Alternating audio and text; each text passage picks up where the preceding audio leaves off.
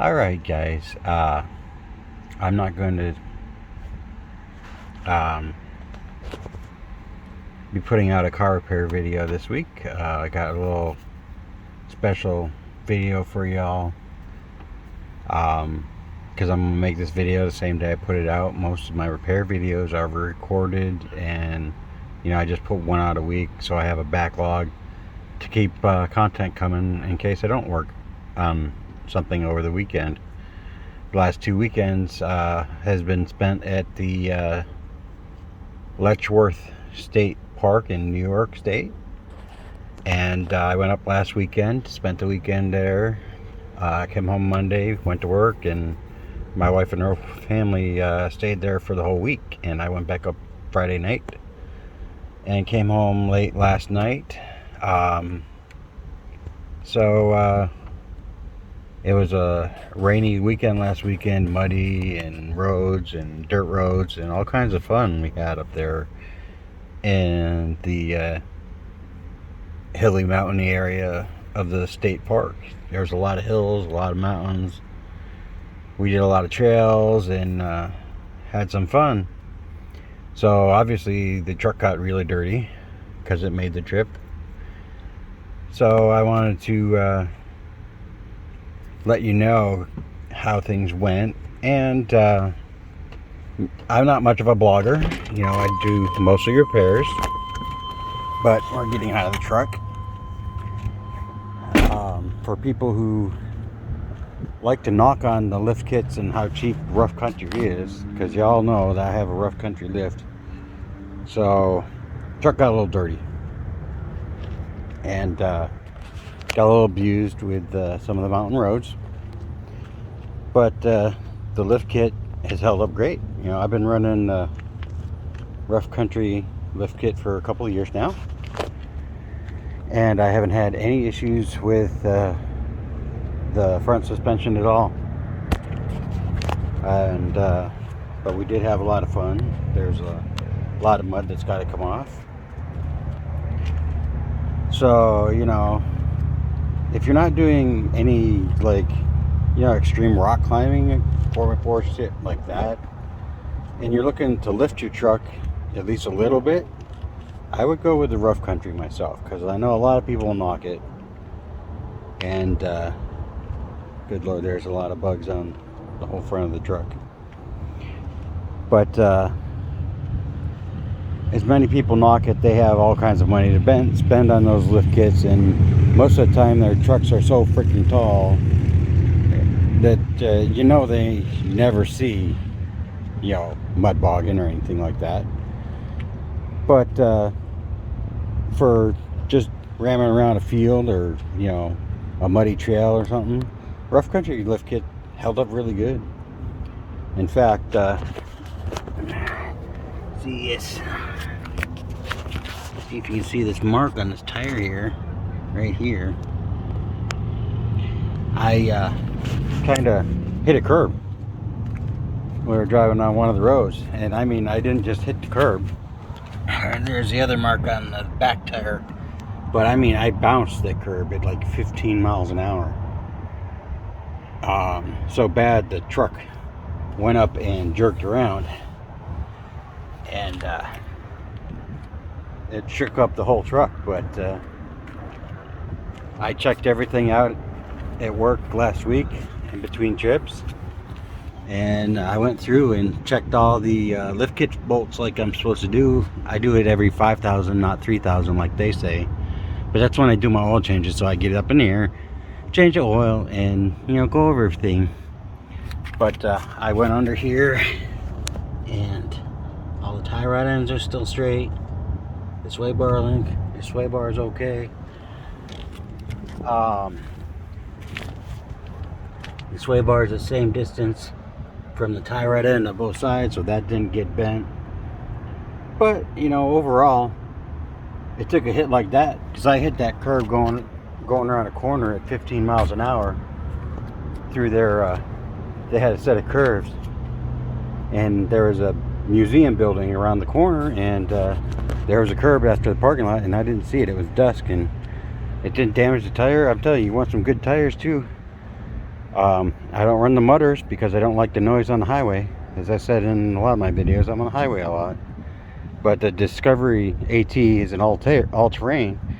But there isn't a ripple from hitting the curb. There's no bump here. There's no damage to anything. I didn't get any vibration at 70 miles an hour down the highway on the way home. Now, I didn't check the alignment yet. I'm going to have the alignment checked here this week probably, because the steering wheel seems a little off. Not a lot, but just a little. But first things first is we're going to take it through the automatic car wash with the bottom cleaner and spray the whole bottom. And then I'll probably finish the video once it's as clean as it's going to get. So bear with me for a few minutes. And for you guys, it'll be just a second. Alright, we're back from the car wash. It's just the automatic car wash at the Sheetz. So the truck is looking a lot nicer, a lot cleaner. Most of the dirt's off. I'm going to give it a hand wash because obviously it didn't take all the bug guts off of the mirror. So but I got most of the weekend, the last 2 weekends off. And looking pretty clean now, but it'll get a nice hand wash later this week. We'll make sure we do that. And oh yeah, these tow mirrors don't like the car wash, so I gotta fold them in every time I go into the car wash. So now I'm going to get down to the lift. Now 3 years ago I always said, hey, you know, your truck would look pretty good if you lifted it. So I said, oh, okay, yeah, sure, I could do that. But it wasn't for a year after that before I actually did it. And the reason that is because I've seen plenty of people who yeah, I'm going to lift my truck, so they go out and buy the lift kit and spend all their money on the lift kit. And they get the lift kit in, and next thing you know, they're rolling around stock tires with a big tall truck. So I didn't want to be that guy. So I first saved up the money and ordered the wheels, and then I saved up a few more months and bought the tires and mounted the tires, and they sat in the garage for a few months while I got around the lift kit. Now, the reason they sat that long is because first I went with the cheap eBay lift kit that says, you know, 4 inches of lift, and it was like $90. I'm like, all right. It was 2 blocks for the rear axle because all they really wanted was a 4-inch lift. So I put in the 4-inch blocks in the back. If you watch the video of the beginning of my year, you'll see that some of the lift work was done in a garage, in a big garage. That was my friend's garage, who I also we painted the bottom of the truck with, which we're going to do that again this year because there's a couple of spots come back. So we got the lift blocks in and the Skyjacker shocks on then, but they gave me keys to turn up the front torsion bars. The torsion bars right here go all the way back to that bracket. The problem with that is the front suspension on these trucks, the ball joints here, the upper ball joints, they don't have the articulation to jack this truck up a full 4 inches. They never will. They don't bend that way. Because I hacked up the old bump stops so the control arm would settle down a little bit, but the ball joint it's maxed out at like 2 3/4 inch, and that's as far as it goes. So then I had this ridiculously raked truck. It had 4 inches in the back and not quite 3 in the front, but it put without dropping the differential or anything, a couple inches to help compensate for the angles.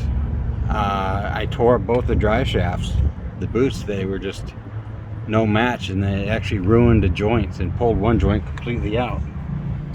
And it also ruined the right hub bearing, which is why in the picture video of the first of the year, the right side has a brand new bearing in it because I had to replace it again because of that cheap lift kit from eBay. So if you're gonna watch this video, I learned the hard way. You don't spend, it may sound cheap at $80, but it ain't worth it, because in the end I ended up having to spend the money and spend $1,000 on the Rough Country 6-inch lift.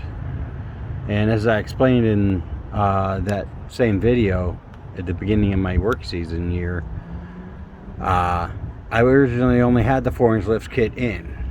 I had the stock keys in, I had the front turned up 4 inches, and I had the 4-inch blocks. But the same right side, it always comes down to the right side, but it was hit on the left side for some reason.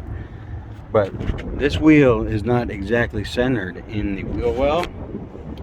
So if you see this was all pushed in when I had the 4-inch lift, because if I would turn and hit a bump, it would slam it, and it pushed in the bottom of the fender. So I rode through the first summer like that on the 4-inch lift.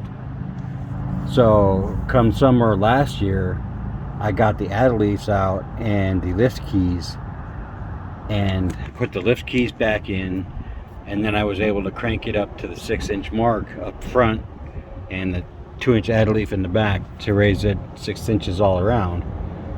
But it still had a rake to it too, and I didn't like that. So I put out a video last year where I took the upper ball joints here and took them from the top of the control arm to the bottom of the control arm, and that allowed me to turn the keys up almost another full inch. So I leveled it out front to back to 25 inches up here at the front of the rocker, and at the back of the bed, or at the front of the wheel well of the bed, is 26. So there's a gradual 1-inch rake to this truck. But overall, you know, I don't do any of that extreme 4x4 off-roading stuff. You know, I don't go crawling rocks or anything like that. I may slosh around in a little mud here and there, but I also don't have a pavement princess either. This thing is my work truck, and it will always be my work truck foremost and first. So, you know, it just doesn't sit around the pavement and parking lots looking beautiful. It's a workhorse, and it shows it. It's got lots of dings and dents and scratches, and I'm okay with that. I'm not out to impress anybody with my truck. You know, it's not a SEMA build or anything like that. It's just my truck, and I love it just the way it is. So if y'all are really interested in lifting your truck and you don't want to do a solid axle swap, because those are, you can go a lot higher with those, but if you just want a small, you know, 6-inch lift or so,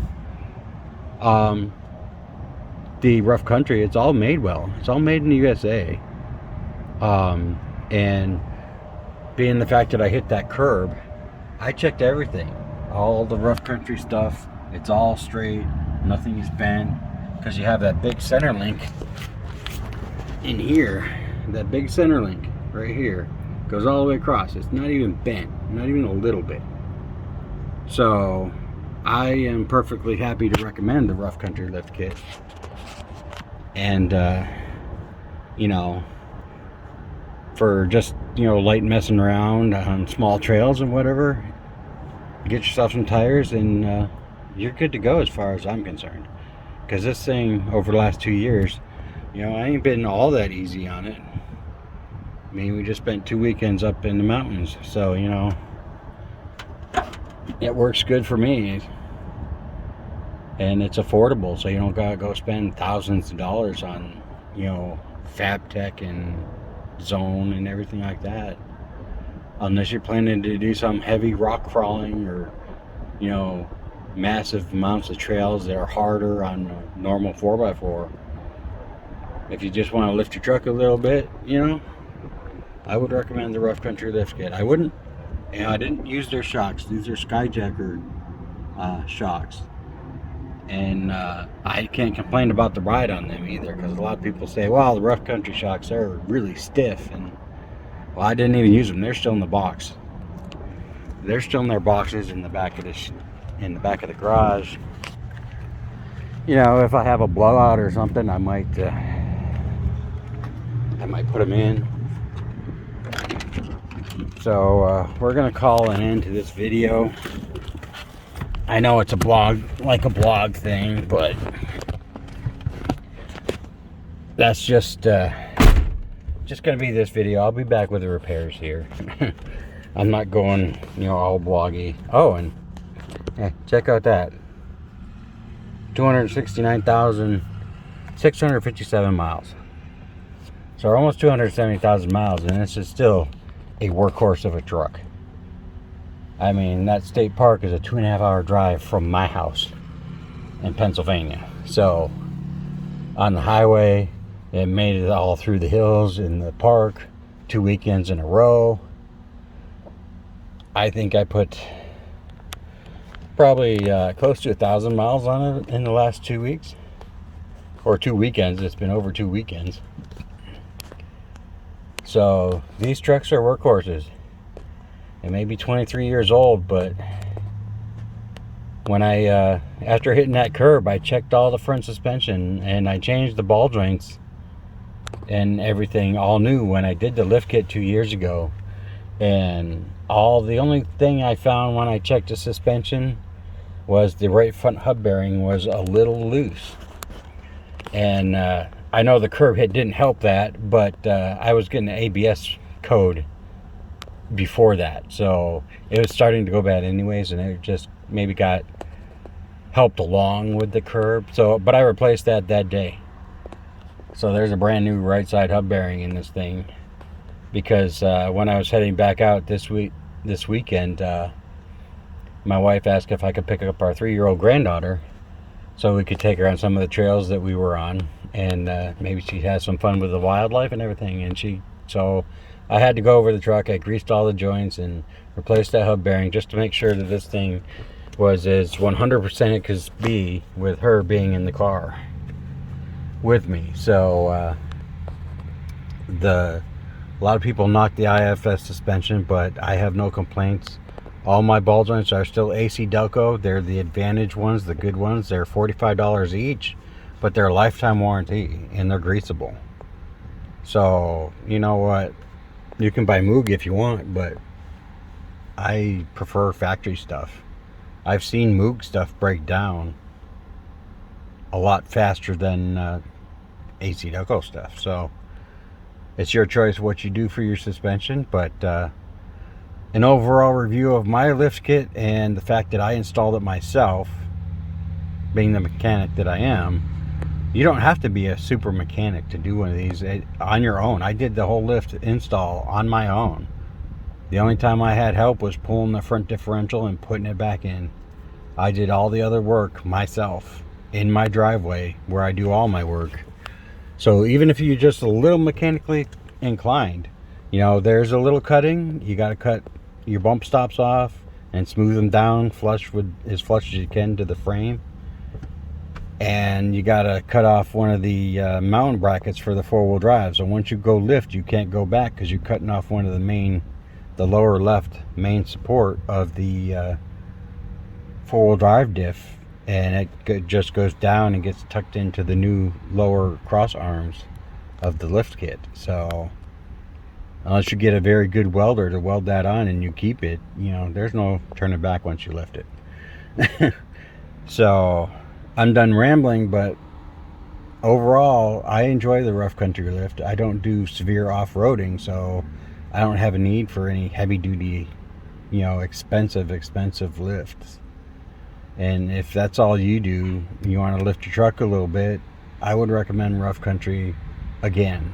I would use it again if I got another truck, or if my son got a truck and he wanted to do the same thing, I'd go right out and buy another lift kit from rough country and not think twice about it. So and another note, this morning I made it to a whole 100 subscribers, so I appreciate you guys subscribing, because like I said, I don't make any money. You know, you got to have like 1,000 subscribers to make any kind of money, and like 4,000 viewing hours. So I'm not in it for the money per se. You know, I just make my repair videos to help people out, and I've tried to branch out, but the truck apparently is feeling neglected again this year, and it's getting most of the attention. So all in all, still fires right up. And that's the original engine block, 200, almost 270,000 miles on it. So that's a testament to the Chevy 350. After 30 or 40 years of, you know, making them, they introduced the 5.3, but you can't beat that reliability of the 5.7. So again, like, comment, subscribe. I appreciate all that and your support. Until the next one, y'all have fun.